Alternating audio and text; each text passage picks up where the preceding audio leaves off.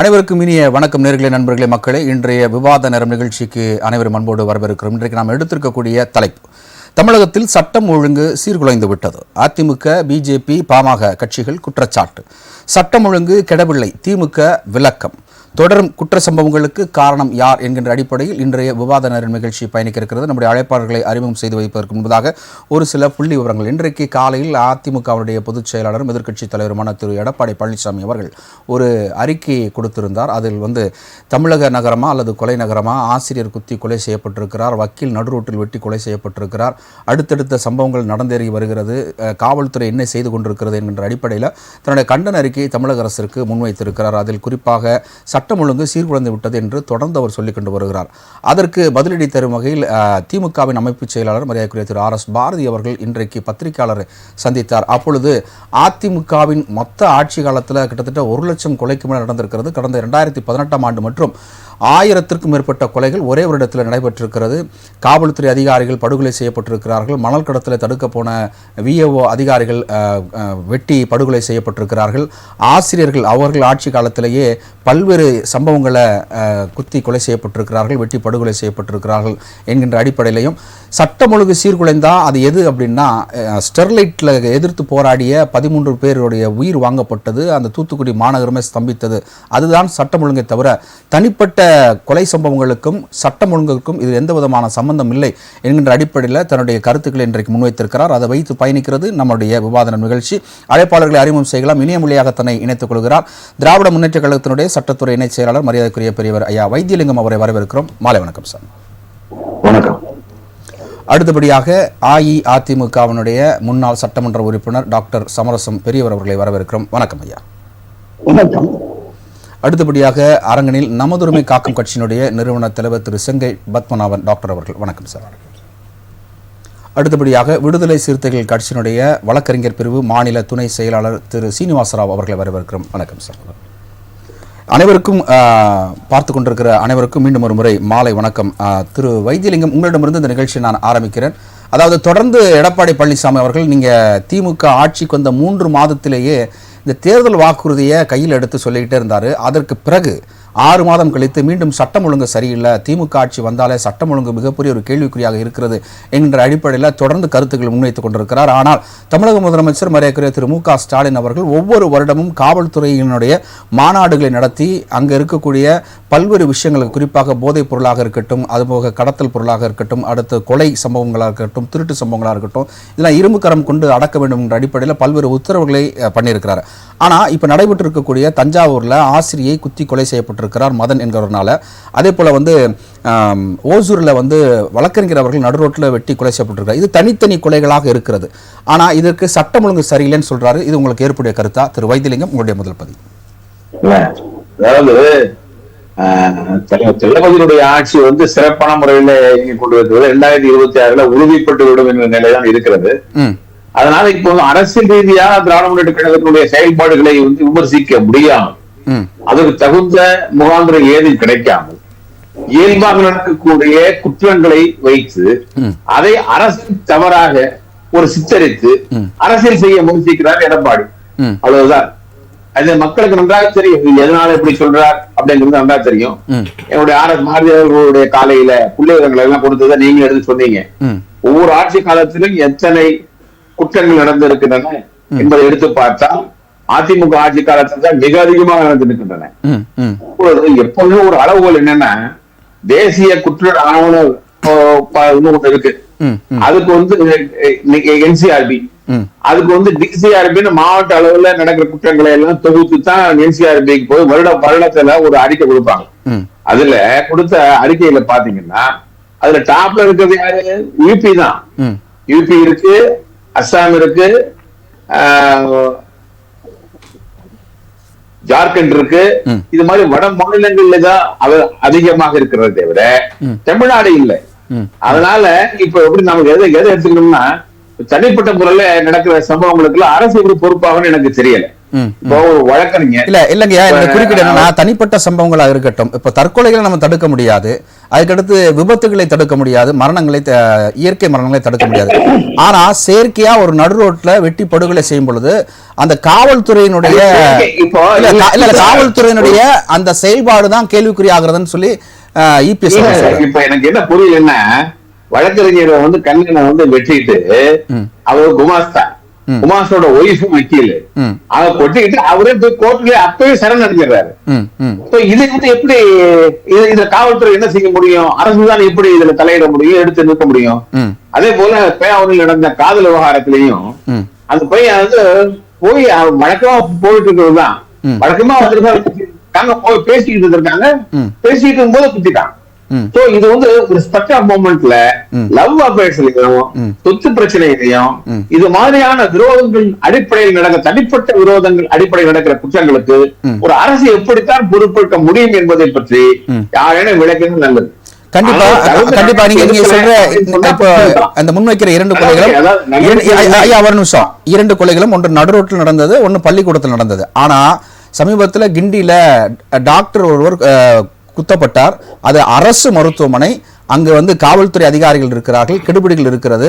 ஆனா அது நடந்ததுக்கு அப்புறமேட்டு தானே ஓபியை வந்து போடுறாங்க. அதுக்கு முன்னாடி வந்து ஏன் காவல்துறை அதிகமா குவிக்கப்படல? சோ அந்த இடத்துல தானே அந்த அந்த சட்டம், லா அண்ட் ஆர்டர் அங்க கேள்விக்கு வருது.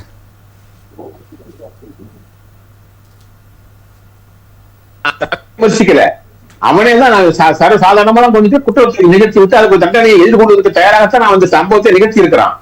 அதனால இது திட்டமிட்ட ஒரு வன்மத்தினுடைய ஒரு தவறான புரிதல் அடிப்படையில அரசாங்க ஆஸ்பத்திரியில் இருக்கிறவங்க எல்லாம் ஏதோ குற்றம் சுமத்துறவங்க, குற்றம் புரிகிற மாதிரியும் தனியார் ஆஸ்பத்திரிகளுக்கு போயிட்டு இருந்த பிறகுதான் இதை பத்தி நம்ம நிறைய விவாதிச்சிருக்கோமே. இது அரசியலுடைய பங்கு இதுல ஏதும் இருக்கிறதாக யாருமே சொல்லல.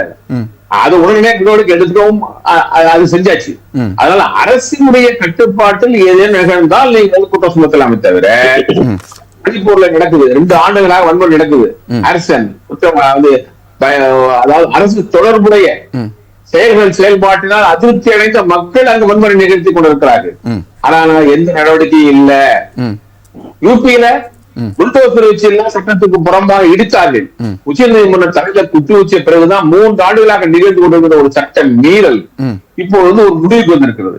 அதை நீங்க குற்றம் சுமத்தலாம். சட்டத்தை அரசை தன் கையில் எடுத்துக்கொண்டு ஒரு சட்ட மீறலை செய்யலாமா அப்படின்னு அப்படியெல்லாம் ஒரு குற்றச்சாட்டு தமிழக அரசின் மீது யாரும் வைக்க முடியாது, வைக்க முடியும் இல்ல. இப்ப டைரக்டா ஏன் இபிஎஸ் வந்து இந்த குற்றச்சாட்டை முன்வைக்கிறாருன்னா, காவல்துறை வந்து தமிழக முதலமைச்சரிடம் வசம் இருக்கிறது. சோ அதனால வந்து அவர் விமர்சனம் பண்றாரு நீங்க சொல்றீங்களா? ஆமா, அது சரி. இப்ப இவரு வசம் கொடநாடு, தூத்துக்குடி 2மே போதுமே, 2 முத்திரை பதித்த குற்றங்கள் கொடநாடும் தூத்துக்குடியும் இபிஎஸ் ஆட்சியில. அதற்கு அவரால் அதுல வெளியே வர முடியாது. அதை பத்தி பேசுறதுக்கான அடிப்படை இருக்கா இல்லைன்னு எனக்கு நண்பர் சமர்த்தன் அவர்கள் தான் சொல்லணும். இல்ல, கொடநாடு விவகாரம் வழக்கு நடக்குது, அதை நீங்க தான் துரிதப்படுத்தணும். ஏற்றுக்கொண்டு ஒரு தீவிர விசாரணை மேற்கொண்டாரா?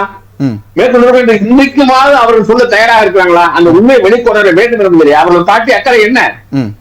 அதை மூடி மறைப்பதிலே தானே அவர்கள் அக்கறையா இருந்தாங்க. இப்ப நீங்க ஆட்சிக்கு வந்துட்டீங்கல்ல, நீங்க 3 வருடம் கடந்துருச்சு. இப்ப கோடநாட நீங்க கையில் எடுக்கலாமே. ஏன்னா அப்போ முன்னாடி எதிர்கட்சியா இருக்கும் போது திமுக வழக்கறிஞர்கள் தானே அதுக்கு ஆஜரானாங்க. விசாரணை நடந்து கொண்டிருக்கிறது. இல்லைன்னா அப்படியே படத்துல போட்டுருப்பாங்க, மூடி மறைச்சிருப்பாங்க. திராவிட முன்னேற்ற கழக அரசின் ஆட்சியினால்தான் இந்த அளவுக்கு விசாரணை நடந்து கொண்டு இருக்கிறது. அதுல விரைவில் குற்றவாளிகள் வெளிப்படுவார்கள் என்பது நிச்சயமாக தெரியும். அதனால இதை வந்து அரசியல்படுத்த முயற்சித்தால் அவர்கள் ஏமாந்து போவார்கள். ஏனென்றால் நல்லவர்களும் வல்லவர்களும் ஆக இருக்கிற தளபதியுடைய ஆட்சி தலைமுறையை காக்கிற ஆட்சி என்கிற நிலையில 2026 பெரும்பான்மை உறுதி 200 குறையாமல் பெறுவோம் என்ற தளபதி 40 எப்படி சொல்லிக் கொண்டிருந்ததை நிரூபித்தாரோ, அதே போல 200 குறையாமல் வெற்றி பெறுவோம் என்று இன்றைக்கு சொல்லிக் கொண்டிருப்பதை நாளை நடைமுறைப்படுத்தி விடுவார் என்ற அச்சம் அவரை ஆட்டி படைக்கிறது. அதனால்தான் இன்னைக்கு போறவங்க எங்கிட்ட வரவங்களா 100 கோடி 200 கோடி கேட்கிறாங்கன்னு சொல்லி திண்டுக்கல் சீனிவாசன் புறம்போகிற அளவில் தான் அவருடைய அரசியல் இருக்கிறது. சரிங்க சார். அதனால இதை பத்தி எடப்பாடி பேச தயாரா ஏதாவது சொல்லுவாரா? சொல்ல தயாரா இல்ல. Right sir, right sir. முதல் சுற்று கருத்தை நான் எடுத்துக்கிறேன். மக்கள் தெளிவாக இருக்கிறார்கள். Okay sir, okay sir. அடுத்து அரங்கத்தில் இணையத்தில் இருக்கக்கூடிய முன்னாள் சட்டமன்ற உறுப்பினர் அதிமுக டாக்டர் சமரசம், நம்ம வைத்திலிங்கம் சார் பல்வேறு குற்றச்சாட்டுகளை முன் வச்சிருக்கிறாரு. உங்க ஆட்சி காலத்தில் தான் மேஜர் சட்டம் ஒழுங்குக்கே மிகப்பெரிய ஒரு கேள்வி விடுக்கப்பட்டிருக்கிறது. அது என்ன அப்படின்னா, ஸ்டெர்லைட்டில் மிகப்பெரிய ஒரு 13 பேர் வந்து சுட்டு கொல்லப்பட்டிருக்கிறார்கள். அடுத்து வந்து ஜெயலலிதா அவர்கள் கோடநாட்டிலிருந்து ஆட்சி செய்த காலத்தில் அவங்களுடைய மறைவுக்கு பிறகு அங்கே மிகப்பெரிய மரணங்கள் நடந்திருக்கு. அவருடைய ஆட்சி காலத்தில் தான் முதல்வருடைய இருக்கக்கூடிய காவல்துறையை குறை சொல்லுகிற திரு இபிஎஸ் அவர்கள் அவர் வசம் இருந்தப்பையும் இது மாதிரி தானே இருந்துச்சு அப்படின்ற ஒரு கேள்வியை முன்வைக்கிறார். அதாவது நண்பர் வைத்திலிங்க வழக்கறிஞர், அவர் மிக அருமையாக வாதாட தெரிந்தவர். அவர் பேசுகிறார் என்று சொன்னால் ஒரு குற்றத்துக்கு இன்னொரு குற்றம் பதிலாகாது. நாங்க அந்த தப்பு செஞ்சோன்றதுனாலதான் வீட்டுக்கு போயிருக்கிறோம். நீங்க அங்க தப்பு செஞ்சோன்னு வீட்டுக்கு போக போறீங்களா? அது நீங்களே உத்தரவாதம் கொடுக்குறீங்களா? அது பார்க்கணும். ஒரு கேள்வி வந்தால் பிறந்தால் அது இப்படி நடந்து விட்டது, இது தவறுதான், இது சரியில்லை, இது புகார் என்று ஏதாவது அப்படி மறுக்கலாம். ஏதோ ஒரு தப்பு இவங்க ஒரு குற்றம் பண்ணிட்டு ஏதோ ஒரு குற்றம் எப்பவும் நடந்ததுன்னு அதுக்கு ஜோடி சேர்த்து பதில் சொல்றது சரியான விளக்கம் அல்ல. இது மறுக்கிறார்களா ஏற்கிறார்களா என்பதுதான் கேள்வி. அதுக்கு பதில் வரணும். ஒண்ணு. இரண்டாவது, சட்டவிரோத செயல்கள் திராவிட முன்னேற்ற கழக ஆட்சியில் முதல்வர் ஸ்டாலின் அவர்கள் இருக்கின்ற ஆட்சியில் அதிகமாக போய்விட்டது. நம்பர் 1. சட்டவிரோத செயல்களால் வரக்கூடிய வரவுகள் அத்தனையும் முதல்வர் குடும்பத்திற்கு போகிறது. நம்பர் 2. அதே போல எந்த பிரச்சனையாக இருந்தாலும் ஏன் ரவுடிசம் பெருகுது? நீங்க கள்ளக்குறிச்சியில 66 பேர் செத்தாங்க அப்படின்றோம். அது கவர்மெண்ட்டுக்கு தெரியாம செஞ்சதா? போலீஸுக்கு தெரியவே தெரியாதா? அது என்ன ஆச்சு? அதுக்கு என்ன பதில்? என்ன நடந்தது? திட்டமிட்டு இவர்கள் எல்லா தவறுகளையும் குற்றங்களையும் செய்து அதில் வருவாய் பார்க்கிறது அவரது குடும்பம். அதான் முக்கியம்.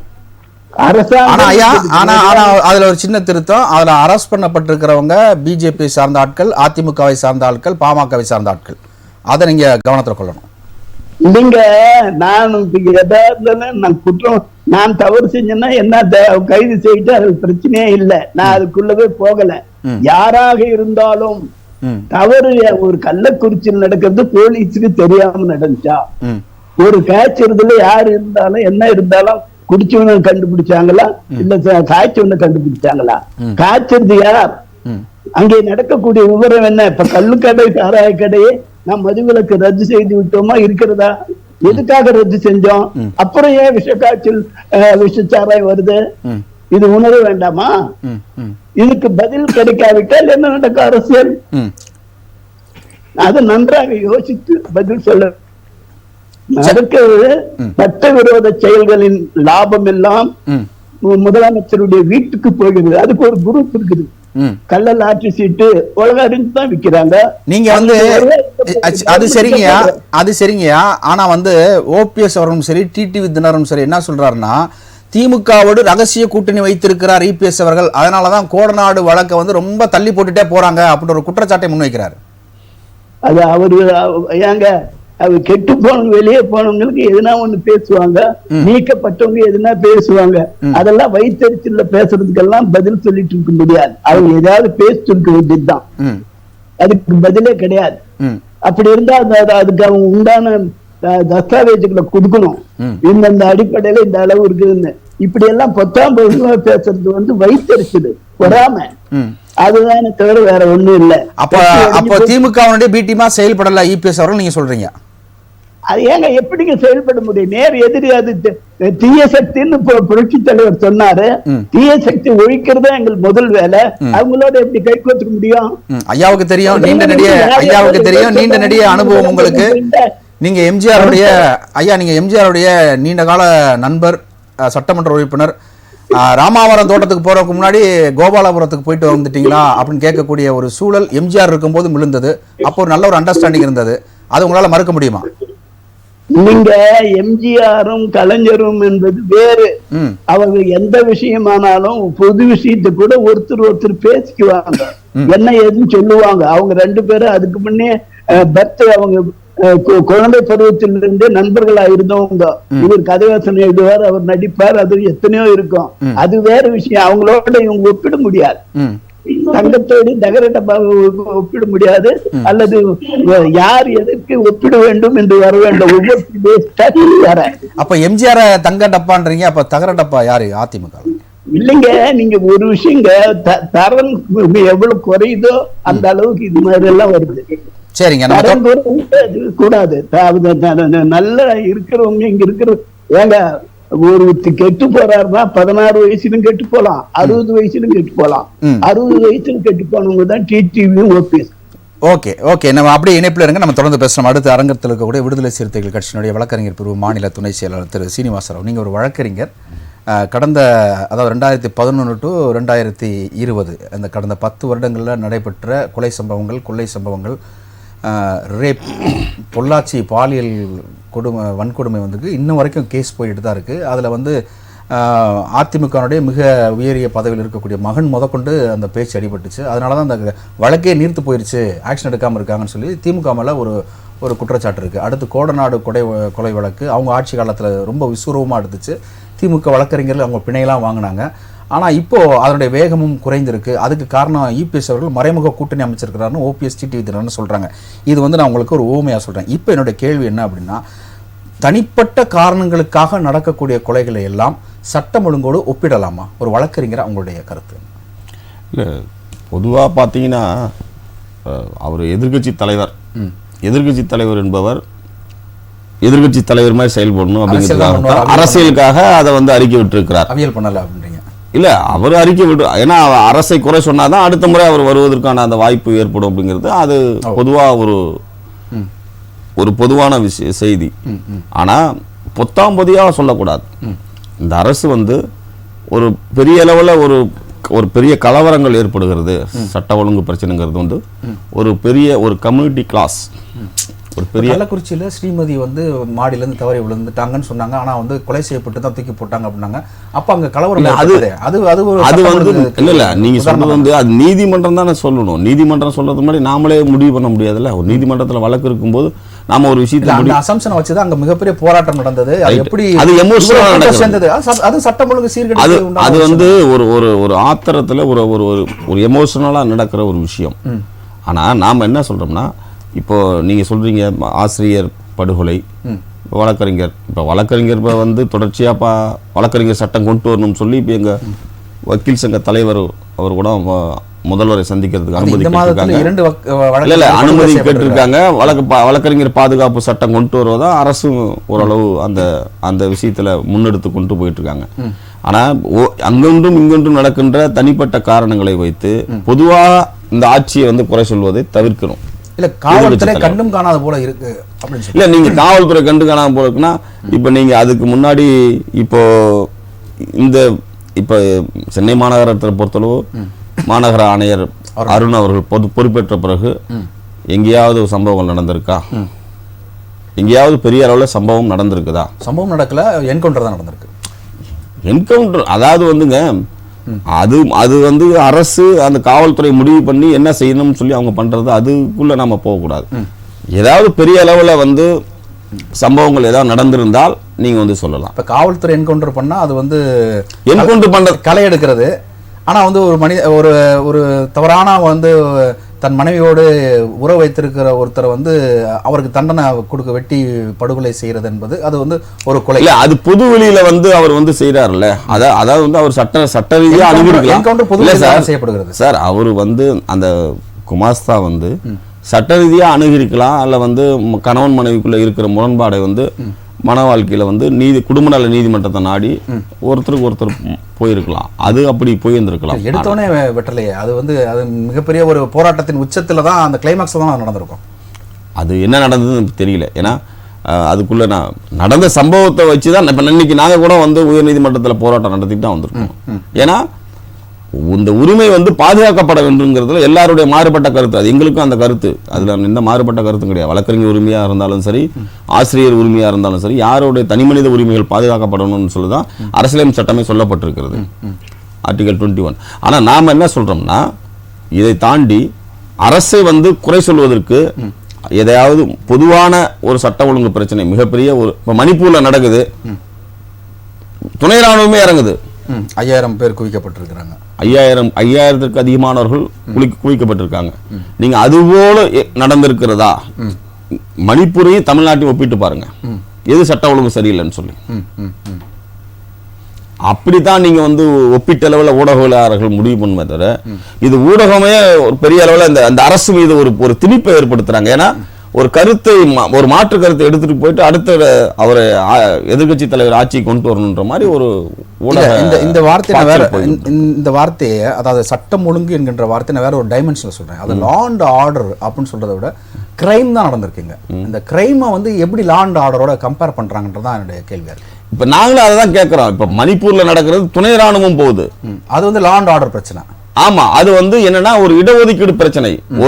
ஒரு சமூகத்திற்கு இன்னொரு சமூகத்திற்கும் நடக்கின்ற ஒரு இடஒதுக்கீடு, ஒரு ஒரு அரசியல் தற்சார்பு சார்ந்த ஒரு பிரச்சனை, வாழ்வியல் சார்ந்த பிரச்சனை. இரண்டு சமூகமும் மோதிக்கொள்கிறது.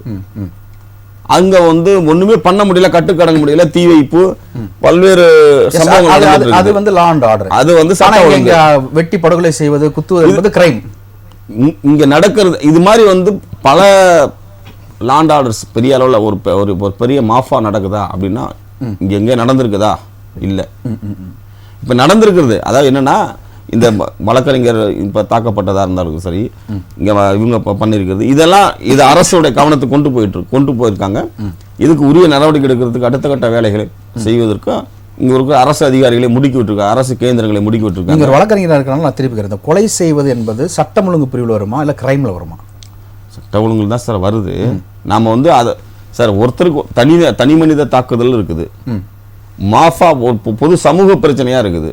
இப்படிதான் நீங்க பார்க்கணுமே தவிர நீங்க தனி மனித பிரச்சனையை சட்ட ஒழுங்கு பிரச்சனையோட ஒப்பிட்டு பார்க்க. அப்ப கிரைம் என்பது வந்து இவர் என்ன சொல்லியிருக்காரு? இல்ல எதிர்கட்சி தலைவர் என்ன சொல்லியிருக்காரு? ஐயா எடப்பாடி அவர்கள் என்ன சொல்லியிருக்காரு? தமிழ்நாட்டில் பொதுவா சட்டம் ஒழுங்கு சரியில்லை, இந்த அரசு ரொம்ப செயலற்று நிக்குது அப்படின்னு அறிக்கை விடுறாரு. அதை வந்து இந்த அது எதிர்கட்சி தலைவர் அப்படி குறை சொல்றாரு அப்படிங்கிற மாதிரி தான் நாங்க வந்து கடந்து போறதா இருக்கிறத தவிர, இதுக்கு வந்து நாங்க கூட்டணி கட்சிகளும் நாங்க வந்து அப்பப்ப நடக்கின்ற சம்பவங்களை முதல்வர் கவனத்துக்கு கொண்டு சொல்றோம். முதல்வர் உடனடியாக நடவடிக்கை எடுக்கிறதுக்கு அது துரித பயணங்களும் அது செஞ்சுக்கிட்டு தான் இருக்காங்க. ஓகே சார், நம்ம தொடர்ந்து பேசலாம். அடுத்த அரங்கத்தில் இருக்கக்கூடிய நமதுரிமை காக்கும் கட்சியினுடைய நிறுவன தலைவர் டாக்டர் செங்கை பத்மநாபன் சார், சொல்லுங்க. அதாவது 3 பேர் பேசியிருக்கிறாங்க.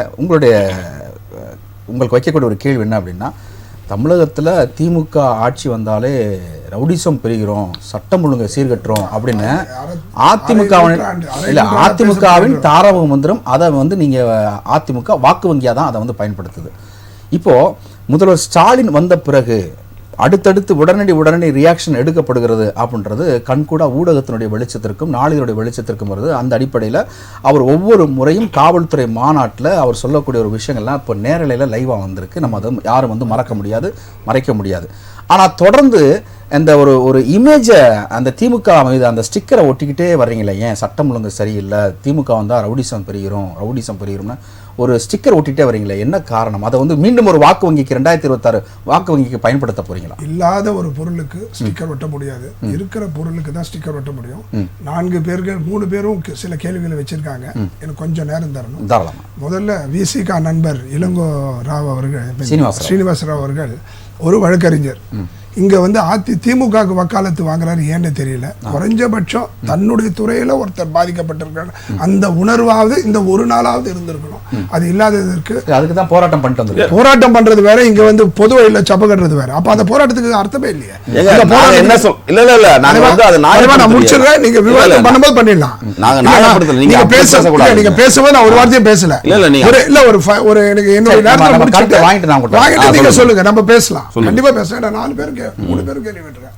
அதனால நான் என்ன சொல்றேன், அங்க போராட்டம், இங்க வந்து வக்காலத்து என்பது நேருக்கு முரணா இருக்கு. தயவு செய்து விசிகா அவர்களுடைய தலைவர் இன்று கூட பழனி ஏதோ ஒரு முருகர் கோயில் போயிருக்காரு. அங்க போய் நான் கடலிடம் வேண்ட வரவில்லை, எப்படி கடந்த காலத்தில் அந்த காலத்து மக்கள் வாழ்ந்தார்கள், படிக்கட்டு கட்டினார், அதெல்லாம் பார்க்கறதுக்கு நான் வந்திருக்கேன். அது மட்டும் இல்லை, நான் முதலமைச்சராக 20 வருஷத்துக்கு முன்னாடியே நான் ஆசைப்பட்டேன்ற ஒரு கருத்தெல்லாம் பதிவு பண்ணியிருக்காரு. துணை முதலமைச்சர் ஆவன்னு சொல்லி அவங்களுடைய நிர்வாகிகள்லாம் சொல்லிட்டு இருக்காங்க. அதுக்கு இந்த மாதிரி சப்ப கட்டினா வேலைக்கு ஆகாது என்பது முதல் கருத்து. இரண்டாவது, இன்னைக்கு அவங்க போராட்டம் நடத்தினது வழக்கறிஞர் பாதுகாப்பு சட்டம் வேணும் அப்படின்ற மாற்று கருத்தே இல்லை. அதே ஸ்டாண்டில் இங்கே இருக்கணும், அட்லீஸ்ட் குறைஞ்சபட்சம் ஒரு நாளைக்கு விட்டுருவோம். இன்னும் 2 பேர் இருக்காங்க இல்லையா.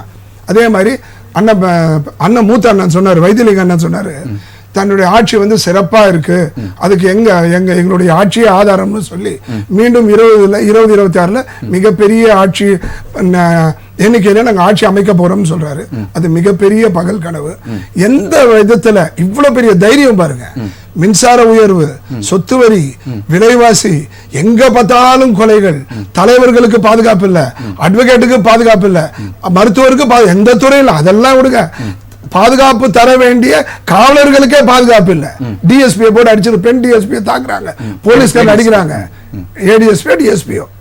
அது இல்லாம டீ கடையில பூந்து அடிக்கிறாங்க, பிரியாணி கடையில் அடிக்கிறாங்க, பேக்கரி கடையில் அடிக்கிறாங்க. இதெல்லாம் கேட்டா இது தனிநபர் சண்டை. ஒருத்தர் பிரச்சனை வருது சார், ஒரு குண்டாச வந்து எங்கேஜ் பண்றாங்க, அது எப்படி தனிப்பட்ட கருத்தாகும்? ஒரு ஒரு ஒரு தலைவர் கொல்லப்படுறாரு, அது நேரா 2 தலைவர்கள் போய் வெட்டிக்கல, அதுக்கு குண்டாஸ் பணம் கொடுத்து எங்கேஜ் பண்ணி பண்றான். இப்ப நீங்க அதே ஒரே ஒரு சொன்ன கொலைகள் எல்லாம் நான் முடிச்சிடுறேன், மிகப்பெரிய போராட்டமாக வரல, அப்படி வந்தாதான் சட்டம் ஒழுங்கு சீர்கேடு. நீங்க சட்டம் ஒழுங்கு சீர்கேடு ரெண்டா ஒண்ணா மிங்கிள் பண்ணி பாக்குறீங்க அப்படி என்ன? இப்ப ஒண்ணுமே புரியல. சட்டம் ஒழுங்குனா என்ன? நாட்டினுடைய அமைதியும் மக்கள் வந்து தைரியமா நடு ரோட்ல வந்து திரிகிற ஒரு நேரம் காலம் வரணும். அதுதான் சட்டம் ஒழுங்கு. கொலையே சட்டம் ஒழுங்குல அப்புறம் சட்டம் ஒழுங்கு போலீஸ்காரே தேவை. அதிமுகல வந்து பொற்காலம்ன்றீங்களா, சட்டம் ஒழுங்கே சீர்கடல்ன்றீங்களா? நான் சொல்றது ஒரு நல்ல கேள்வி. இப்போ திமுகவும் சண்டை போட்டுக்குது, இவரும் திமுக சப்போர்ட் பண்றாரு. இன்னும் ஒரு 10 நிமிஷம் வெயிட் பண்ணுங்க, 3 பேர் சேர்ந்து என்ன திட்டிட்டு இருப்பாங்க. கொஞ்சம் வெயிட் பண்ணுங்க. இரண்டும் ஒரே குட்டையில் உரிய மட்டைகள் தான். இதுல இவங்க வித்தியாசம் என்னன்னா, திமுக தப்பு பண்ணிட்டு இப்ப என்ன அதுக்குன்னு கேட்பான், அதே அதிமுக தப்பு பண்ணிட்டு கொஞ்சம் அட்ஜஸ்ட் பண்ணி உங்க தலைவானுவோம். இவ்வளவுதான் வித்தியாசம் வேண்டி, அந்த தன்மை தான் மாற வேண்டி. இரண்டும் ஒரே குட்டையில் உரிய மட்டைகள். இப்ப அண்ணன் சொன்னாரு சமரசம் அவர்கள் தன் இருப்பை காண்பிப்பதற்காக அது போன்ற அறிக்கை வைக்கிறாரா? இல்ல, அரசியல் சார் இது. அரசியல்ல பேசினா இது எதனா இருப்புன்னு சொல்றீங்க, பேசலன்னா எதிர்கட்சி தலைவர் இல்ல, அண்ணாமலை பிஜேபி தலைவர்ன்றீங்க. தயவு செஞ்சு உங்களுடைய கவனத்தை கொம்பு சீவிர நிலையில இல்லாம எதுக்கெடுத்தாலும் மாநில உரிமையை பேசி, மொழி உரிமையை பேசி, மத்த விஷயங்களை பேசி 50% வரியில வேணும்னு கேக்குறாங்க. கேட்கட்டும், மாநிலத்துக்கு கொஞ்சம் வரி வர்றது நன்மைதான். ஆனா வந்த வரிய ஊழலற்ற முறையில செலவு செய்யலையே. பிடிஆர் என்ன சொல்லியிருக்காரு, அது உண்மையோ பொய்யோ அது வேற விஷயம், அதெல்லாம் ட்ராக் எல்லாம் இருக்குல்ல. அதனால தயவு செய்து வந்த பணத்தை ஊழல் இல்லாத முறையில செலவு பண்ணுங்க. 4000 கோடி கொடுத்துருக்காங்க மத்திய அரசு ரோடு போடுறதுக்கு. ஒரு மந்திரி, மேயர், முதல்வர், துணை முதல்வர், என்னென்ன பதவி இருக்கோ எல்லாருக்கும் ஒவ்வொரு ஃபிகர் சொல்லிட்டு இருக்காங்க. 40%, 60%, 80%. அது என்னன்னே தெரியல. வெள்ளரிக்கை கேட்டா தண்ணி போயிடுச்சு, அதான் வெள்ளரிக்கைன்னு சொன்னாங்க. இதெல்லாம் ஒரு காமெடியா இருக்கு. தயவு செஞ்சு சமரசம் பண்ண சொல்றாரு. எங்க காலத்துல சட்டம் ஒழுங்கு மோசமா இருந்து, அதனால தான் எங்களை வீட்டுக்கு அனுப்புறோம் அப்படின்னு சொல்றாரு. அது அவரே ஒத்துக்கிறதுக்கு மகிழ்ச்சி. எப்பவுமே 50 ஆண்டு காலத்துல திமுக ஆட்சி வந்தாவே சட்டம் ஒழுங்கு மோசமா இருக்குன்றது சாமானிய மக்களும் சொல்லுவோம், அதை கட்சிக்காரனே ஒத்துக்குப்பாங்க. ஜெயலலிதா அவர்கள் தன்னுடைய ஆட்சி கையெழுத்து போடும் போதே நம் மாநிலத்திலிருந்து அத்தனை அளவுக்கு வேறு மாநிலத்துக்கு போயிடுவான்னு சொல்ற அளவுக்கு ஒரு தன்னம்பிக்கையா பேசுவாங்க. அதுல அப்படிதான் போலீஸ்லாம் ஒரு பயம் இருக்கும் சார். இப்ப போலீஸ்லாம் அது பயம் இல்லை சார். இன்னைக்கு கேஸ் அவருடைய பாஷையில பெயிலு ஜெயிலு பெயிலு அந்த மாதிரி ஒரு டஃப் ஒரு பனிஷ்மெண்ட் இருந்து டஃப் போலீஸ் ஹேண்ட்லிங் இருந்தாதான் வருமுன் காக்கணும். அந்த மாதிரி இருந்தாதான் சட்டம் ஒழுங்கு பேணப்படும் என்பதை என்னுடைய கருத்து. கண்டிப்பா சார். இப்போ வந்து ஓசூர்ல வந்து சம்பவம் நடந்திருக்கு, அவர் நேரடியாக போய் சரண்டர் ஆயிட்டாரு. தஞ்சாவூர்ல கொலை பண்ண அவரை வந்து உடனே கைது பண்ணிட்டாங்க. இல்ல கைது பண்ணிட்டாங்க. இல்ல அதெல்லாம் லேக் ஆஃப் இருந்துச்சுன்னா நம்ம போலீஸை வந்து நம்ம குறை சொல்லலாம். அதுக்கு போலீஸ் நடவடிக்கை எடுக்காதுன்ற தைரியம் சார் கொஞ்சம் வாங்க சார். நல்லா புரிஞ்சுக்குவாங்க. திமுக உள்ள இருந்தா பிரியாணி கொடுத்து நல்லா யாரும் சர்வதர்மா போயிட்டு வரலாம். முதல்ல அதிமுக ஆட்சியில் நான் ஒரு 40 வருஷம் பொது வாழ்க்கையில் இருந்தவன். அதிமுக ஆட்சியில் போய் நம்ம போலீஸ் ஸ்டேஷனுக்கு கட்சிக்காரங்க போனா ஒரு நோட் புக் வச்சிருப்பான், 40 பேஜ் நோட் புக். அப்ப உன்னுடைய பேரு உன்னுடைய பதவி எல்லாம் எழுது, நான் இப்பயே அனுப்பிச்சிடுறேன், உன் பேரை எழுது, நான் அனுப்பிச்சிடுறேன். அவர் சொல்றாரு, நான் அந்த ஸ்டேஷனுக்கே வரல, உங்களை நான் பார்க்கவே இல்லை, மன்னிச்சிருக்க சொல்லிட்டு போயிடுவாரு. ஏன்னா ஒரு பயம் இருந்தது கட்சி. இப்ப என்ன சொல்றான், இந்த உதயநிதி செல் பேசு, இந்த கனிமொழிகிட்ட பேசு, இந்த தயாநிதி போட்டு தட்டுமா, தளபதியை மட்டும் தான் இருக்கல, மற்ற அத்தனை பேர் போட்டு தட்டுமான்னு சொல்லுவாங்க. அந்த அளவுக்கு இன்ஃப்ளூயன்ஸ் போலீஸ்காரங்க. தயவு செஞ்சு அவங்க பணிகளை செய்யவே முடியாது, அவங்களே கும்பிடுறாங்க. என்னுடைய குடும்பமும் போலீஸ்கார குடும்பம்ன்றத வச்சு சொல்றேன். அப்ப காவல்துறையினுடைய கை கட்டப்பட்டிருக்கு சொல்றீங்க. மிகப்பெரிய அளவில் கட்டப்பட்டிருக்கு. அவங்களுக்கு உற்சாகமே கிடையாது sir. You should save the police. போலீஸ்காரன் அடிச்சா அந்த அந்த ஒரு மீட்டிங்ல திமுக மீட்டிங்ல போகும்போது ஒரு காவல் பெண்மணி தவறா அணுகுனாங்க. அது என்ன நடவடிக்கை எடுத்தீங்க? தயவு செஞ்சு மிகப்பெரிய அந்த அத்துமீறல ஈடுபட்ட இளைஞரை வந்து கட்சியில இருந்தே நீக்கி இருக்காங்க, பிளஸ் வந்து கைது பண்ணிருக்காங்க. அது கூட தற்காலிகமா நீக்க மாட்டதையும் பார்க்கணும். இதெல்லாம் செய்யலனா நீங்க விமர்சனம் வைக்கணும். அதாவது எதுவுமே செய்யலனா நடக்கக்கூடிய சம்பவங்களை இல்ல சார் நடக்கக்கூடிய சம்பவங்களை முன்னரே தெரிகிற அளவுக்கு வந்து இங்க யாரும் வந்து தீர்க்கதரிசி கிடையாது. இப்ப இந்த இடத்துல வந்து டாக்டரை வந்து கிண்டில ஒருத்தன் குத்த போறான் அப்படின்னு வந்து யாருக்கும் தெரியாது. அந்த சம்பவம் நடந்தவொடனே அதுக்கு அடுத்த கட்ட நடவடிக்கைகளை தான் ஆக்ஷன் ஆஃப் போலீஸ் இருக்கிறாங்க. கரெக்ட். சோ அதுல கரெக்டா இருக்காங்க. நாளைக்கு நடக்க போற குற்றம் யாருன்னா தெரியுமா? நம்ம ஜோசிகர்னா இல்லைன்னா தீர்க்கதரிசியா தெரியாது.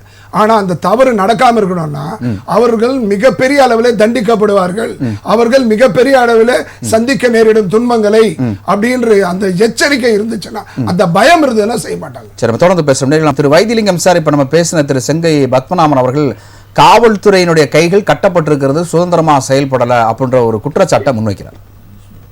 நானே அதுக்கு பதில் சொல்லிருக்கேன். டாக்டர் பத்மநாபன் சொல்லும் போது ஏனோ தானான்னு சொல்றாரு. அந்த குற்றத்தை அவர் விவாதத்தில் கலந்து கொள்ளும் பொழுது அவர் சொல்றாரு, குற்றம் சுமத்தப்பட்டவர்கள் வந்து போலீஸ் ஸ்டேஷனுக்கு போனாதான் பேசுறியா, உதயநிதி பேசுறியா, தளபதி பேசுறியா, அந்த பேசுறியான்னு சொல்றேன் அப்படின்னு சொல்றாரு. எந்த ஸ்டேஷன்ல யார் அப்படி நடந்துக்கிட்டாங்கிறத பத்தி ஏதாவது குறிப்பிட்டு அவரால் சொல்ல முடியுமா? அப்படி சொன்னா நடவடிக்கை எடுப்பாங்க. அதுக்குரிய நடவடிக்கை எடுக்கலன்னா நீங்க சொல்லலாம், இந்த ஸ்டேஷன்ல யாரும் வந்து தப்பு பண்ணிட்டு இருக்கான் அப்படின்னு சொல்லி. பொத்தாம்பத்தூர்ல குற்றம் சுமத்துறது வாதத்துக்கு அழகல்ல. அதே போல டாக்டர் சமரசாமி அவர்கள் பேசும்போது சொல்றாரு, இந்த குற்ற பின்னணியில் நடக்கிற வேலை, இந்த ஆதாயங்கள் எல்லாம் அங்க முதல்வர் வீட்டுக்கு போகுதுன்னு. இது எப்படி இது வந்து ஒரு மூத்த ஒரு அரசியல்வாதி பொத்தாம்பதூர்ல சும்மா சேத்தவாரி இறக்குற மாதிரி பேசிட்டு போறதுங்கிறது இல்ல. பொழுதுபோக்கா பேசலாம், விவாத மேடையில பேசுவது போது எச்சரிக்கையா பேசணும். ஆதாரம் இப்ப அவன் மட்டும் கேட்கிறாருல, ஆதாரம் கேட்கிறாருல, இதுக்கு நான் ஆதாரம் இருக்க உங்கள்கிட்ட, இதெல்லாம் தவறு, அதை குறைத்துக் கொள்ள வேண்டும் என்று நான் கேட்டுக்கொள்கிறேன். இன்னைக்கு இந்த சம்பவங்கள் எல்லாம் ஒரு சோசியல் டீக்ரடேஷனுடைய வழிபாடுங்கிறத யாரும் மறந்துடக்கூடாது. இந்த குற்ற தேசிய குற்ற தடுப்பு குற்ற புள்ளியோட ஆவணம் இருக்கு இல்லையா, அதை பரிசீலனை செய்யும் போது ஒரு உண்மை தெரிஞ்சது. 1993 வரைக்கும் கிரைம் ரேட் வந்து 184 இருந்துச்சு. கிரைம் ரேட்னா 1 lakh per 1 lakh. 184 2023 422, 2021 எல்லாம் 515 இப்படி ஏறிடுச்சு. கிட்டத்தட்ட 3 மடங்கு ஏறி இருக்கு. இது வந்து அகில இந்திய அளவுல குற்ற சம்பவங்களுடைய கிரைம் ரேட் விகிதாச்சாரம். இது வந்து ஒரு சார்ட் ஆஃப் சோசியல் டிகிரடேஷன். இதற்கும் நேரடியாக அது எந்த மாநில அரசாங்கம் இருந்தாலும் சரி, இப்ப பாஜக அரசாங்கம், காங்கிரஸ் அரசாங்கம், எதிர்கட்சி அரசாங்கம், எதுவா இருந்தாலும் சரி, இதை நான் அப்படி எடுத்துக்கணும். எதற்கு சரி, நீங்க புள்ளி ஓரத்தோட சொல்றீங்க. சரிங்க சார், தொடர்பு நடவடிக்கைகளினால பாதிக்கப்பட்ட மக்கள் போராடுகின்ற பொழுது அங்கு சட்ட ஒழுங்கு ஏற்பட்டால் அதை எப்படி அரசு தீர்மானம் அதை கையாண்டது, அது அடக்குமுறை இருந்ததா, குற்ற வழக்கில் வெளிக்கொண்டு வரப்பட்டார்களா அப்படிங்கறதுல கேட்டாங்க. அது அடுத்தது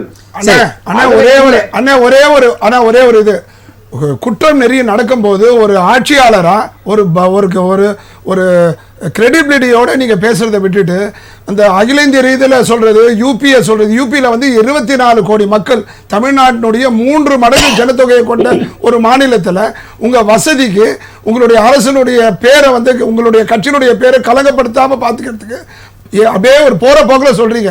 தயவு செஞ்சு உங்களுடைய பொறுப்பை உணர்ந்து எதிர்காலத்தில் இந்திய அளவில் எவ்வளவு பெரிய எண்ணிக்கை இருந்தாலும் தமிழகத்தில் இருக்காம பாத்துக்கிறது தானே உங்களை நம்பி போட்டிருக்காங்க. அதுக்கு தானே நீங்க நான் சொல்வது புள்ளி விவரங்களின் அடிப்படையில். அது 7 கோடியா இருந்தாலும் சரி, 14 கோடியா இருந்தாலும் சரி, அது எவ்வளவு பாப்புலேஷன் நீங்க விகிதாச்சாரம் குறைச்சிருக்கீங்க. அப்ப தமிழ்நாட்டில் நடக்கிற சட்டம் ஒழுங்கு ஓகேன்றீங்களா? அப்ப சட்டம் ஒழுங்கு மோசமா இருந்தா ஏத்துக்கிறீங்களா? இல்ல, இந்த புள்ளி விவரம் நாங்க தயார் பண்ணலங்கிறேன். ஒன்றிய அரசு தயார் செய்த புள்ளி விவரம்னு சொல்றேன். அதுக்கு நீங்க வந்து ஏத்துக்குவீங்களா மாட்டீங்களா? இல்ல, அது ஓகே. ஆனா அது ஓகே இருந்தாலும் ஒரு பாதிக்கப்பட்ட ஒரு குடும்பத்துக்கு அந்த புள்ளி விவரத்தை சொன்னா நியாயமா?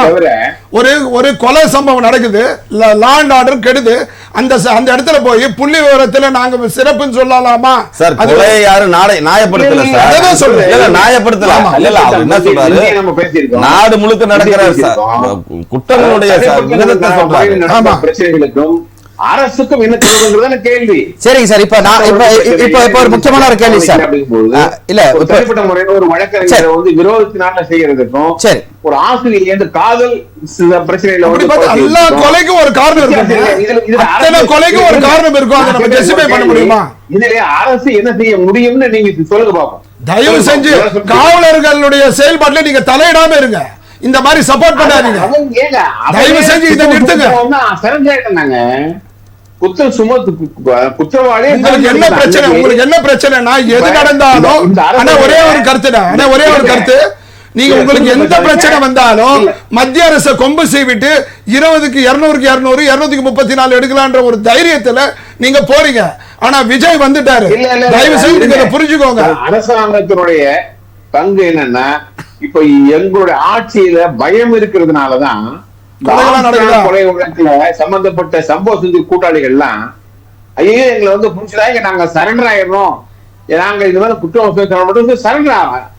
எதனால ஆட்சியின் மேல இருக்கிற பயத்தினால, அந்த அச்சம் இருக்கு. திருந்தி வாழ்றாங்க யாரு பிஜேபி, இந்த குற்றம் சுமத்துற யாரு பிஜேபி. குற்றவாளிகளுடைய கடைசி புகலிடமாக ஆகிவிட்ட பிஜேபியிலே பிஜேபி குற்றம் சுமத்துறது எங்களை சொல்லி இப்ப என்னன்னா குற்றவாளிகளுக்கு ஏன் அடைக்கலம் கொடுக்குறீங்கன்னு நீங்க அந்த கட்சியை கேட்கலாம் இல்லையா? கேக்குறீங்களா? ஓகே ஆனா தமிழக ஆளுநர் சொல்றாரு, எங்கள் ஆளுநர் மாளிகை மீது 2 முறை தாக்குதல் நடத்தப்பட்டிருக்கிறது, தமிழகத்தின் சட்டம் ஒழுங்கு கேள்விக்குறியாக இருக்கிறது சொல்லி ஆளுநர் மாளிகையிலிருந்து ஒரு அறிக்கை வருது. நம்ம தமிழகத்தினுடைய ஒரு முதல் குடிமகன் சொல்லுங்க. அது வந்து அதாவது அந்த நடவடிக்கை அப்ரூவ் எடுத்தாச்சு.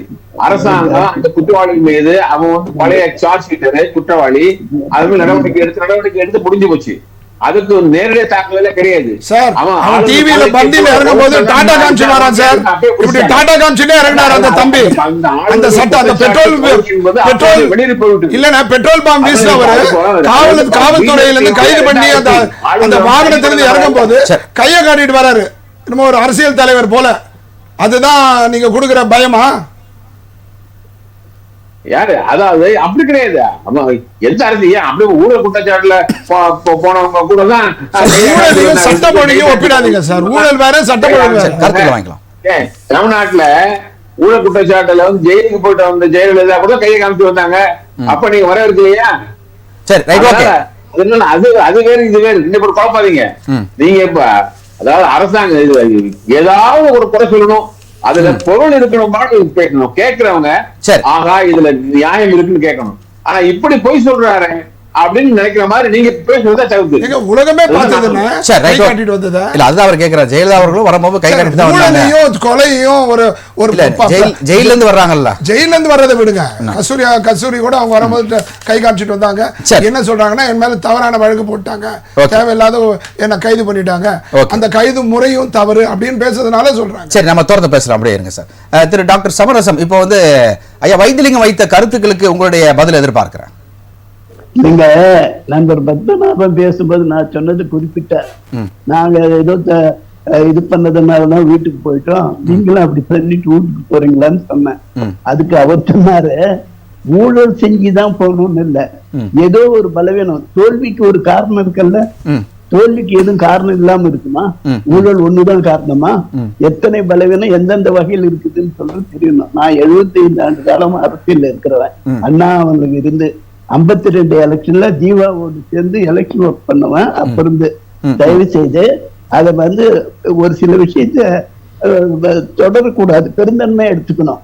அத ஒண்ணு. ரெண்டாவது, வைத்திலிங்கம் சார் சொன்னாரு, உங்க தனியா சொல்றதெல்லாம் தெரிஞ்சுக்கிட்டு இருந்தாரு. அவர் எனக்கு மிக நெருங்கிய நண்பர், வழக்கறிஞர்.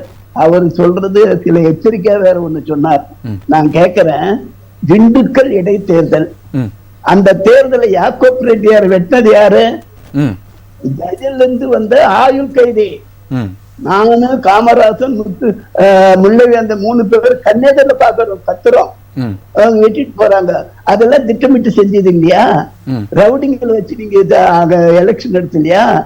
இன்றைய தினம் அடுத்து வருகிற 2026 எலெக்ஷனுக்கு எல்லா வகையிலும் தயார் செய்து விட்டார்கள். எப்படி ஒவ்வொரு கும்பலா அழைச்சிட்டு வந்து நிறுத்தி அவங்களுக்கு வேண்டிய எல்லாமும் செஞ்சு அந்த ஓட்டு வாங்கினாங்க. இதெல்லாம் எந்த நாட்டில் நடந்திருக்குது? எந்த உலகத்தில் நடந்திருக்குது? சரி, நீங்க அதை சொல்றீங்க ஐயா, நீங்க அதை சொல்றீங்க. இன்னைக்கு RS பாரதி ஒண்ணு சொல்லியிருக்கிறாரு. அதாவது நுங்கம்பாக்கத்துல சுவாதி வெட்டி படுகொலை செய்யப்பட்டதற்கு 7 நாளுக்கு பிறகுதான் அந்த தம்பி வந்து அரெஸ்ட் பண்ணப்பட்டான். ஆனா வந்து அந்த 7 நாளும் மிகப்பெரிய ஒரு அதிமுக ஆட்சி காலத்துல ஒரு நெருக்கடியை சந்தித்தார்கள் ஜெயலலிதா அவர்கள். உச்ச நீதிமன்றமே, மன்னிக்கணும், உயர் நீதிமன்றமே வந்து கேட்டுச்சு, ஏன் காவல்துறை என்ன பண்ணுது அப்படின்றது, சட்டம் ஒழுங்கு சரியா இருக்கா இல்லையான்னு வந்து உயர் நீதிமன்றம் அதிமுகவுக்கு தலையில கொட்டு வச்சுச்சு. அதுக்கப்புறமேட்டு தான் அந்த குற்றவாளி கைது செய்யப்பட்டார். ஆனா சிறைச்சாலையில மரணம் அடைந்தார். அப்போ இது சட்டம் ஒழுங்கு சரி நீங்க சொல்றீங்களா? நீங்க ஏதாவது முயற்சியில் அப்படி நடக்கிறதுன்றது அவங்களே எதிர்பாராது. இது நாடு பூரா நடக்காது. திமுக ஆட்சியில அததான் சார் நாங்க சொல்றோம். திமுகவுக்கு நாங்க அததான் ஐயா, நாங்க அதான் சொல்றோம். எங்கேயோ ஒரு இடத்துல நடக்கிறத வந்து திமுக அரசு மேல மொத்தமா குறை சொல்லாதீங்க. இல்லைங்க, எல்லா இடத்துலயும் அதை ஏன் நீங்க தான் சொன்னீங்க, எங்கேயோ ஒரு இடத்துல நடக்குது அதிமுக. அதே இது நடக்கிறத வந்து பத்திரிகையில பாருங்க, டெய்லி பத்திரிகையில பாருங்க, அங்கங்க வந்து கொலை கொலை கொலை கொலை தான். அங்கொன்று பத்திரிகை பாருங்க சார், எங்க வருது பத்திரிகையில? இப்படி எந்த சேனல்ல போனாலும் ஒரு நாள் கொலை இல்லாம நாள் கடந்து போக முடியாது, பத்திரிகை செய்தி இல்லாம போக முடியாது. அதிமுக காலகட்டத்திலும் சரி அதே தானே, தினம்தோறும் வந்து கொலை சமூக ஊடகங்கள். சார் நான் என்ன சொல்றேன், மக்கள் நலம் விரும்பியாக அது அதிமுக இருந்தாலும் திமுக இருந்தாலும் அதிமுக காலத்தில் நடந்ததுன்னு சொல்லி திமுக காலத்தில் பண்ணிக்கிட்டு இல்ல நீங்க இல்ல திரு பத்மநாபன், அதாவது என்னன்னா அதிகமாக திமுக மீது வந்து நடக்கிற என்னுடைய பேச்சே இல்ல சார். இன்னைக்கு கரண்ட் தெரியும் சார், கரண்ட் இல்ல இன்னைக்கு கரண்ட் போச்சுன்னா திமுக கவர்மெண்ட் தான் காரணமா? உண்மை. இப்ப நேத்து நான் இந்த கலைஞர் வீட்ல ஃபீஸ் போட கலைஞர் ஆஸ்பத்திரி இருந்ததுல கத்தியில குத்துனாங்கல்ல, அதுக்கு அரசாங்கம் பொறுப்பேற்க முடியாதுன்னு சொன்னீங்களே, ஏற்கிறேன்.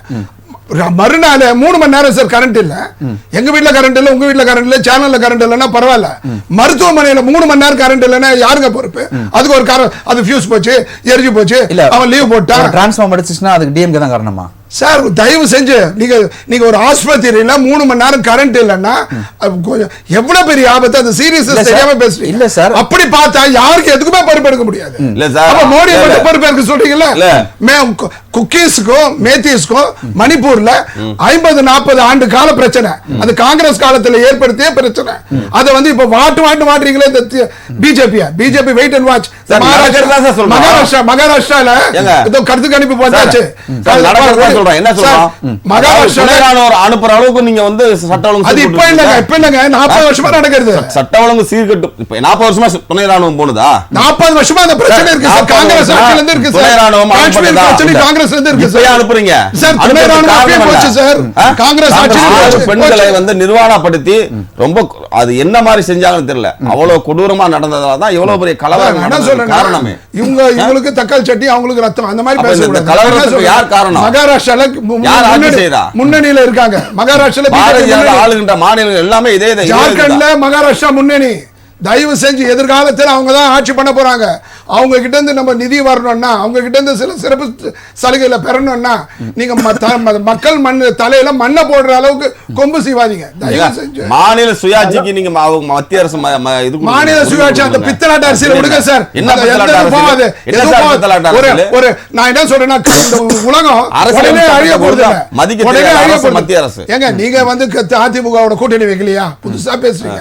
தயவு செஞ்சு கூட்டணி எதுக்கு? அதுதானே மக்கள் பிரச்சனையை பேசுங்க. தயவு செஞ்சு மக்கள் பிரச்சனை பேசுங்க. நான் உங்களுக்கு ஒரு வேண்டுகோள், என்னுடைய வேண்டுகோள், அறிவுரை இல்ல, என்னுடைய வேண்டுகோள். மக்கள் பிரச்சனை பேசுங்க. விஜய் அவர்கள் உங்களுக்கு வாய்ப்பு தரேன்னு சொல்லியிருக்காரு. அந்த வாய்ப்பை நீங்க பயன்படுத்தி மத்திய அரசு பங்கெடுத்து நீங்க ஆட்சிக்கு மக்களுக்கு சேவை செய்யுங்க. சார், எங்களுக்கு யாரும் வாய்ப்பு தர தேவையில்ல. நாங்க வந்து நேற்றிலிருந்து நாங்க வந்து நீங்க வாய்ப்பு கேட்டு தானே போயிட்டு இருக்கீங்க. யாருக்கிட்ட போவே இல்லங்க. திமுக கிட்ட வாய்ப்பு கேட்கல, அரசியல் செய்றோம். இல்ல சார், அவரே சொல்லியிருக்காரு சார். நேத்து ஒரு அதிமுக தலைவர் சொல்லியிருக்காரு, 20 கோடி கேக்குறாங்க, 100 கோடி கேக்குறாங்க. மண்டிடுவது கிடையாது. என்னங்க யாரிடம் எங்க தலைவர் போய் யார்ட்டையும் நின்னுறது மண்டிட வேண்டியது சார். மக்களுடைய சேவைக்கு நம்ம மண்டிட்டாலும் தவறு இல்ல. சரி, இல்ல திரு சீனிவாசராவ், நான் உங்கள்கிட்ட இந்த 2வது சுற்றுல வைக்கிறது என்ன அப்படின்னா, திமுக என்கின்ற ஒரு கூட்டணியை காப்பாற்றுவதற்காக விசிகா சட்டம் ஒழுங்கு சீர்கேடு இதெல்லாம் வந்து கண்டும் காணாமல் இருக்கு அப்படின்ற ஒரு பரவலான ஒரு குற்றச்சாட்டு இருக்கு. இப்போ வந்து நம்ம மேலூர்ல இருக்கக்கூடிய இல்ல, நீங்க அந்த குற்றச்சாட்டு நீங்க சொல்றது நாங்க வந்து மறுக்கிறேன். ஏன்னா கள்ளச்சாராய சாவு நடந்த உடனே எங்க தலைவர் தான் வள்ளூர் கோட்டத்தில் மிகப்பெரிய கண்டன ஆர்ப்பாட்டம் நடத்தினார். யாரை எதிர்த்து? இந்த அரசை எதிர்த்து நடத்தினார். ஒவ்வொரு முறையும் இங்க நடக்கின்ற பிரச்சனைக்கு எடுத்து அங்க இருக்கின்ற அமைச்சர்களோடும் முதல்வரோடும் பேசிக்கிட்டு தான் இருக்காரு, சுட்டி காட்டுறாரு. தவறுகளை நடந்தா சுட்டி காட்டுறோம். நாங்க உடனே கூட்டணி கூட நாங்க வந்து ஆறுதலுக்கு வரல, சுட்டி காட்டுறோம். சரி, அப்புறம் ஏன் தமிழகத்தில் பூரண மதுவிலக்கு மாநாடு நடத்த வேண்டியதானே? ஏன் திடீர்னு முதல்வரை சந்தித்த பிறகு அது தேசிய அளவுக்கு போச்சு? எது நீங்க நடத்தின மகளிர் இல்ல, நாங்க கொள்கை எங்க அரசியல் சட்டத்தில் அதான் சொல்லப்பட்டிருக்கு. அரசுக்கு வழிகாட்டு நெறிமுறைகள் என்ன சொல்லுது? அதாவது மாநிலத்து மத்தியிலே வந்து மதுவிலக்கு இருக்கணுங்கிறதா சொல்லுது. பூரண மதுவிலக்கு நாடு முழுக்க இருக்கிறது நல்லதா கெட்டதா? பூரண மதுவிலக்கு நாடு முழுக்க இருக்கிறது நல்லதா கெட்டதா? என்ன இந்தியா முழுக்க இருக்க கூடாதா? அதாவது மத்திய அரசு நடத்துகிறது எலைட், சரிங்களா, மாநில அரசு நடத்துகிறது டாஸ்மாக். நீங்க ஃபர்ஸ்ட் வந்து டாஸ்மாக்கு எதிராக தான் நீங்க போராட்டம் அறிவிச்சீங்க. ஆனா அதுக்கப்புறமேட்டு இந்திய அளவில் இருக்கிறதுக்கு பூரண மதுவிலக்குன்னு கேட்டீங்க. அப்போனா தேசிய அளவில் எலைட்டையும் மாநிலத்துல டாஸ்மாக் எதிர்த்திருக்கணும். ஆனா நீங்க எலைட்டை மட்டும் தான் நீங்க எதிர்த்தீங்க. எதிர்த்து மத்திய மாநில அரசுகள் மது இதை எதிர்த்து தான் நாங்க மாநாடு நடத்துறோம். மது ஒழிப்பு மாநாடு திமுகவுக்கு இடம் கொடுப்பாங்க. சரி சரி, இருங்க ஒரு நிமிஷம். ஐயா சமரசம் சொல்லுங்க. ஐயா, நீங்க மத்திய மாநில அரசு மதுவிலக்கு சொல்றாங்க. முதல்ல மத்தியில் கூட்டாட்சி, மாநிலத்தில் சுயாட்சி என்றோம். மாநிலங்களுக்கு இந்த அதிகாரம் வேணும்ன்றோம். நாமே வந்து நீ அதிகாரத்தை பங்கிட்டுக்கோன்னு சொன்னா என்ன அர்த்தம், என்ன நியாயம்? உங்களிடம் ஒப்படைச்சு இருக்கிற அதிகாரம் அது எப்படி மதுவிலக்கு ஒழுங்குபடுத்துது, நியாயப்படுத்துது, அது இல்லாம செய்யணும்ன்ற செய்யாம அது மத்திய அரசு செய்ய வேண்டும் என்று சொன்னா என்ன அர்த்தம்? கைலாகத்தனம் அர்த்தமா? மாநில உரிமை போயிடுச்சுன்னு அர்த்தமா? எலெக்ஷன் நேரத்துல போய் மோடி வந்து மதுவிலக்கு ஒத்துக்கலன்னு சொல்லி அதுக்கும் ஓட்டு கொம்பு சீவி அரசியல் பண்ணுவாங்க. அதெல்லாம் மத்திய அரசு மாநில அரசு நிர்பந்தித்தா நாங்க மாநாடு நடத்தணும். மாநில அரசுடைய கோரிக்கை வைக்கிறது என்ன இருக்காங்க சார், கோரிக்கை எதிர்த்து கொடுங்க. ஒரு ஆர்ப்பாட்டம் போராட்டம் மாநாடு நடத்தும் போது எப்படி இடம் கொடுப்பீங்க? இல்லைங்க, நீங்க அந்த மாநாடு நடத்துறது எதுக்கு? மதுவிலக்கு ஒழிக்கிறதுக்கா, நடைமுறைப்படுத்துறது எதுக்கு சொல்லுங்க? மதுவிலக்கு ஒழிப்பதற்கு தான். அதுல என்ன லாபம்? அதுல என்ன நடந்துச்சு? என்ன உங்க கோரிக்கை சொன்னீங்க? என்னங்க வீட்டுல ராம வெளியில கிருஷ்ணன்றதா? உள்ள ஒண்ணு வெளியே ஒண்ணு உலகம் இதுதாங்கன்றதா? நாங்க ஏன் அப்படி ஒருபோது விடுதலை சிறுத்தை சொல்லாது. நீங்க ஏதாவது நாங்க நம்பலாம். எங்களுடைய ஆதரவு கொடுத்தோம், எங்க கட்சியினுடைய ஆதரவு கொடுத்தோம் சார்.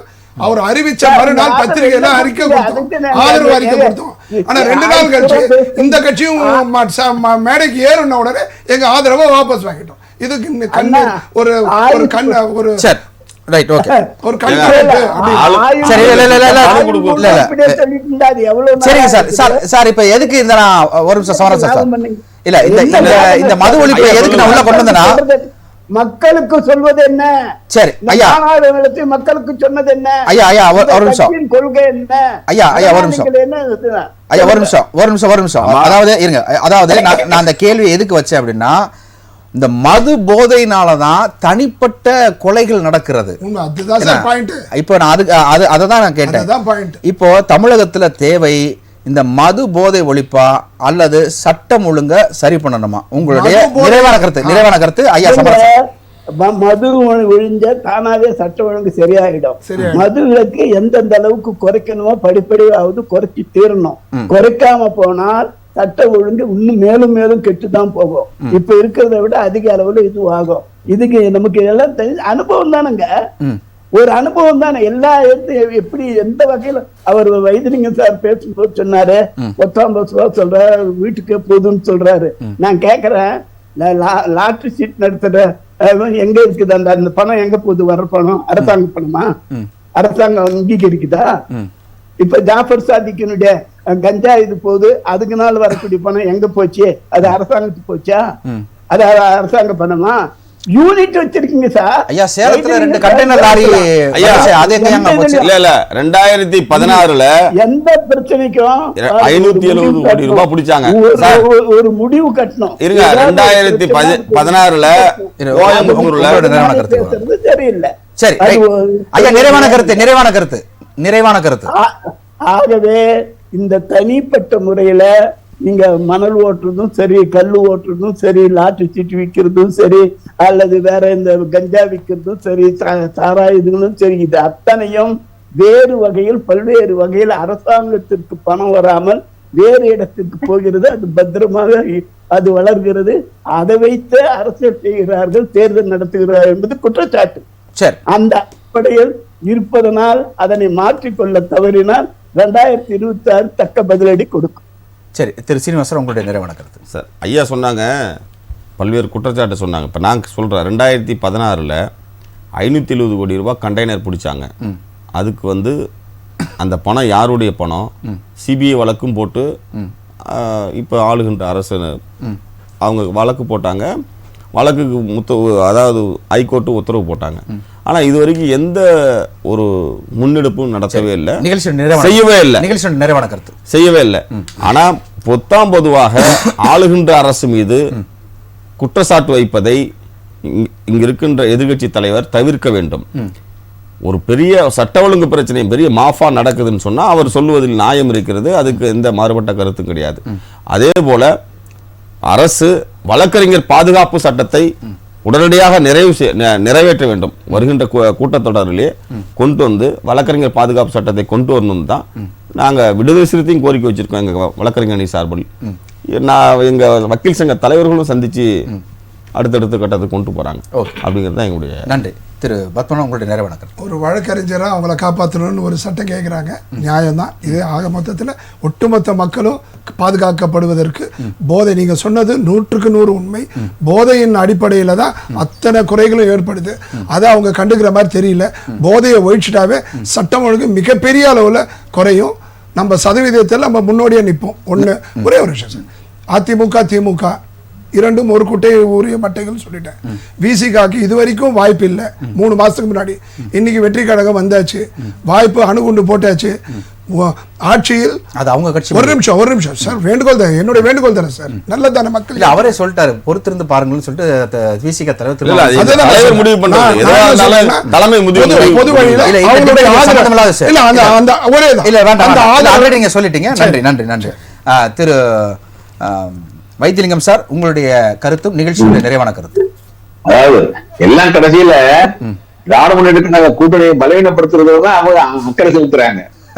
அதெல்லாம் இது மாதிரியான மாயமாலங்களை எல்லாம் நாங்கள் நிறைய பார்த்திருக்கோம். மூத்த தெளிந்த மக்கள் அக்கறை உள்ள அரசியல் கட்சிகள் தான் இங்கே இந்த அணியில இருக்கிறார்கள். நீங்க மக்களோடு கூட்டணி வைக்க மக்கள் நலன் என்ற முறையிலே நாங்கள் ஒருங்கிணைந்து இருக்கிறோம்.